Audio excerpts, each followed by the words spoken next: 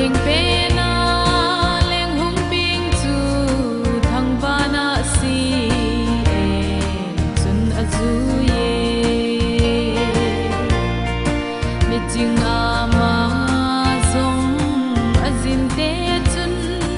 a si chu a mu ve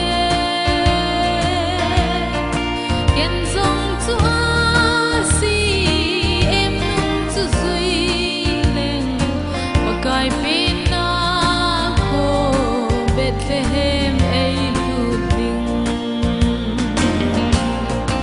o Bethlehem ka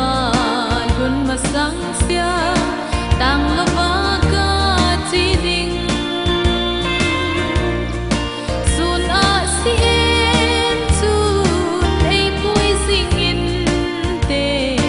meri joy lai now sen mel ken ka mu ding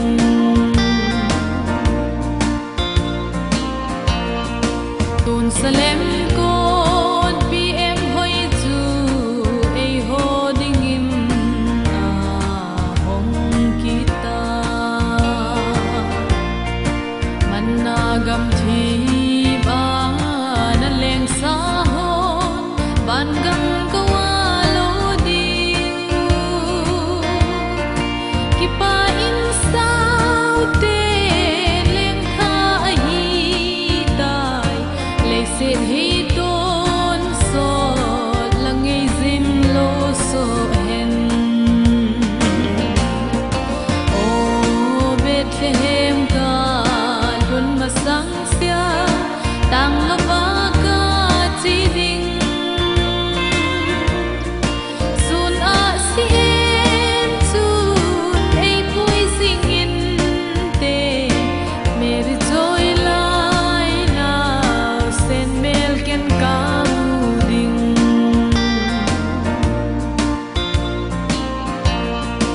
koi ham alim lo ding pakai ban mi thing sang san a hin tha ve